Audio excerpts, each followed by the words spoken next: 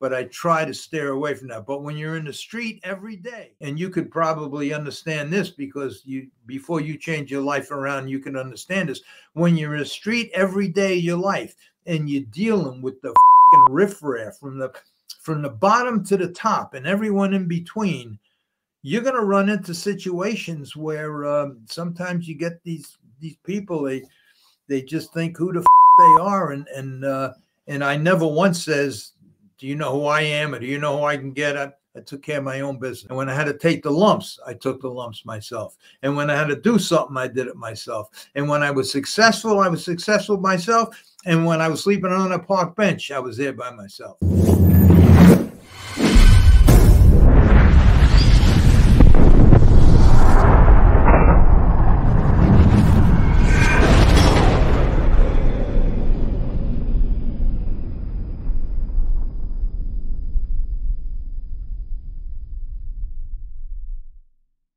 Welcome to this episode of Chatting with Staxx. I'm your host, Bill Staxx, and today I got Larry Rolla.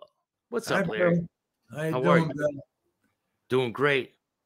I've been watching your latest podcast. You've been jumping on them guys. You've been chopping them up pretty good. There's a reason why I do it. Maybe we could talk about some of the reasons why I do it, and we could talk about, like, if you or I were in that situation, what would I do?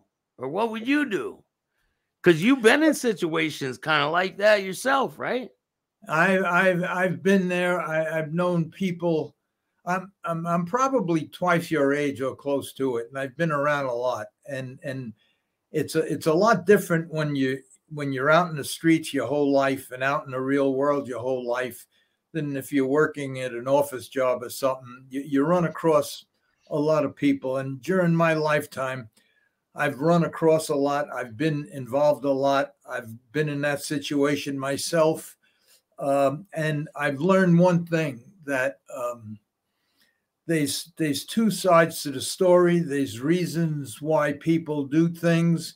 There's reasons why people get involved in that life. I guess we're talking about the mob now. And I guess we're going to be talking about the informants that you talk about on your latest 3 or 4 podcasts that I happen to watch. I think Joey Molino was the first one to come out and just pounce on these guys. And I look, I'm neutral. I take no sides. I've been involved with people on both sides. I've been in that situation myself, which I'll tell you about. And I have, in fact, on my podcast, I asked the audience, and I must have got 1,000 responses. And the question I asked is, should I have cooperated when I was given the chance, or lose tens of millions of dollars and my reputation? And 95% of the people that responded, and they were a lot, said I should have given these guys up. Were you shocked by that response? Yeah, I was. You know why I was shocked? Let me go back. I don't want to take over your show. No, go ahead. Answer some of your questions, but when I was 16 years old, naturally 13, 14, 15, you're on a corner in the typical Italian neighborhood, and you just gravitate. It happens slowly. You just gravitate into wanting all the great shiny things that are on the corner, and who has them but all the mob guys. And you just get into that situation, and you kind of grow up into that situation, and it almost becomes a way of life. You can't wait to run to the corner when you get out of school, and all the fancy girls and the nice cars and the diamond rings and all the money flashing around and the crap games, and you kind of fall into it.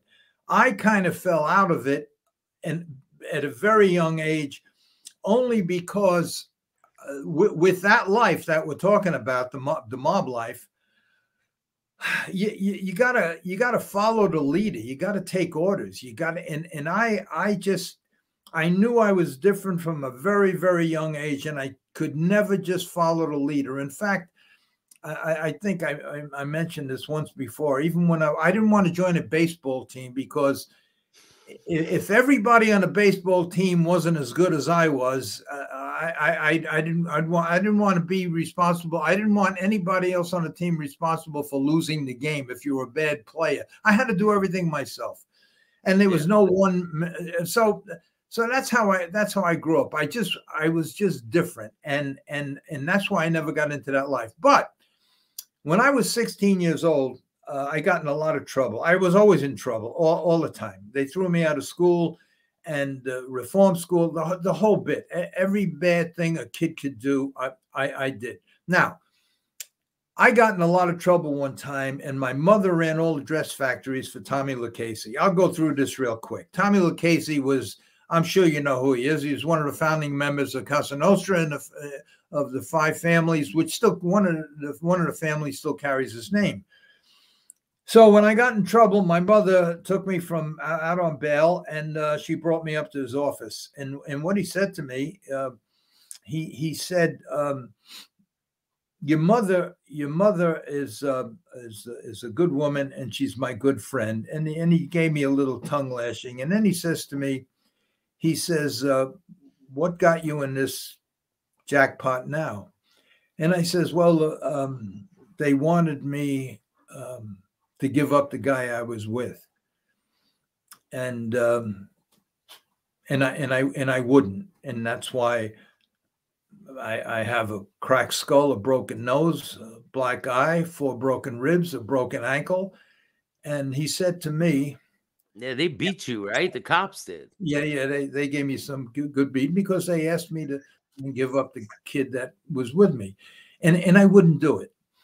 And aside from him telling me that I should stop my nickel and dime bullshit because I'm breaking my mother's heart, he responded when I told him that I wouldn't give up the kid. He responded with, "You did the right thing, kid.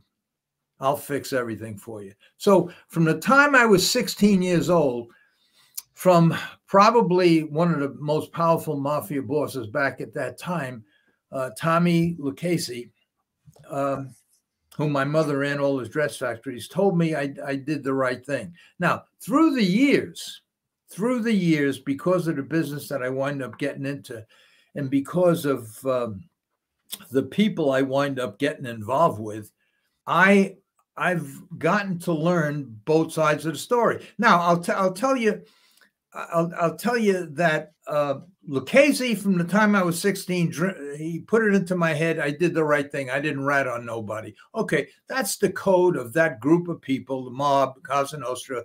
That's their code. In 1984, I was given a second chance in 78. By 1984, I regained everything that I lost in the world and everything that I worked for in the business that I love, which was horse racing. I got it all back through the help of a very, very influential, wealthy guy who brought all his friends aboard and spent millions and millions of dollars and connections to get me right back on the right track. And for 5 years, I was 100% legit, 1 zillion% legit. Were other people fixing races and things while you were legit? That's part. When you talk about fixing races, look, I didn't invent it. That's been going on for 150 years. As well as everything, from boxing matches to everything, for even dog shows. You figure a dog show, it's all political. It's a lot of this stuff is like, it's prearranged. Yeah. So you don't have to get into that. I could talk for hours about that, but let me just finish what I was about to say about cooperators. Now, what's in my head and is what Lucchese told me. Now, in 1984, I was put in a position where I was at a racetrack, innocent, with my mother. And like I said, from 78 to 84, I was 100% legit And there were 7 people, wealthy people, that helped me, spent millions of dollars and helped me get to where I was. I had close to 100 horses in training. I had homes in a lot of different states. I had a lot of money in the bank. I was doing very, very well. I was at the track one day with my mother because when my father died, I tried to get to Monticello every Sunday to take my mother to lunch. And I was there one Sunday, and a kid come over to me that used to work for me. He was now a driver trainer in Monticello. And he said to me, he says, "You're going to be around for the last race?" And I says, "I don't know, maybe." I says, "Why?" He says, "Here." He gave me a piece of paper with 4 numbers on it. He says, "Bet these numbers in the last race, superfecta." That was the first 4 finishes. So obviously what he did was he fixed the race. They got 4 guys out. They left 4 in. They boxed the other 4, and they win the superfecta. So I said, okay. I said, thank you. And that was that. He left. Now, my mother, completely innocent, even though I was in the horse racing business, she never been to the track in her life except when I took her for lunch. Yeah. And she knew nothing about it. So the last race comes, and I say, "Come on, Ma, let's go. I want to beat the traffic out of here." And she says to me very innocently, she says, "Aren't you going to bet what that boy told you to bet?" And I says, "Ma, do you want to bet it? I'll bet it for you." She says, "Well, the boy," she didn't even know what she was talking about. Anyway, I go to the window and I make a 4-horse box. And the race wins. The race wins, and it was obviously a fixed race. It was a bad race. The crowd started booing. Now I have the ticket. So I says, "Here, Ma, it's your ticket." After the race, I says, "You won." She says, "How much do I?" She was all excited. She was like 10 years old. She never been to a track. So I says, "All right, let me go get the money." In the meantime, the prices go up, it becomes official, and the crowd starts booing. And I know better. I'm supposed to rip the ticket up and run out of the track. But my mother's sitting there waiting for her winnings.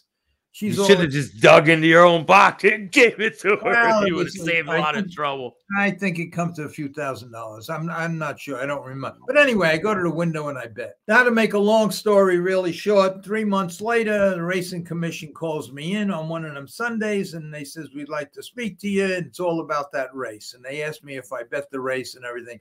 In the meantime, I denied everything, but they had the teller who knew me because I had raced in Monticello for 10 years. They had the teller testify against me, and so I was dead. They got me. Now, all they wanted me to do was, because I wasn't in the race, all I did was bet the race, and I was allowed to bet the race. But because it was a fixed race, somebody downstairs on the lower floor bet win over $30,000 on that race. It was obviously somebody betting for the drivers. They said to me, "Just give us the guy who gave you the numbers. You know, we'll forget about it. We won't charge you with anything."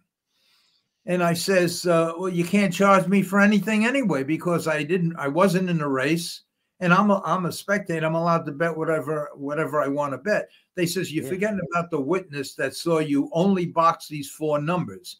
Now, because you're licensed by New York State, you're obligated to cooperate your investigation. If you don't cooperate, you're barred for life." And I wouldn't cooperate, and I lost everything. Now, that's one of the situations I was in. Give up these 4 guys, and lose everything that I worked for. Now, this was in 1984. I started in 1960. So for 25 years, I worked my ass off and learned the craft. And not only did I learn it, and that was my job, I loved it. That's the only thing I wanted to do. And it was what kept me out of the streets. Isn't it ironic, Larry, that on the race that you're not even a part of, you don't even fix the race, you get caught. And you've been fixing races that all this time, like in your past. I felt like Al Capone at the time. They got him for tax evasion, and he killed 1,000 guys. Anyway, so now I'm barred. So all the horses I have, everything, my whole empire is not mine any longer. It's taken away. I have to disperse and everything else.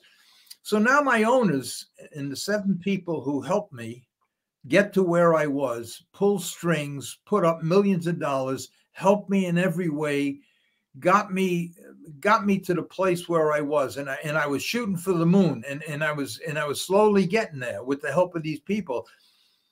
Two of them come to me, two extremely wealthy businessmen, and they said, "What are you doing? Do you realize?" I says, "I just can't tell on this kid. This kid used to work for me.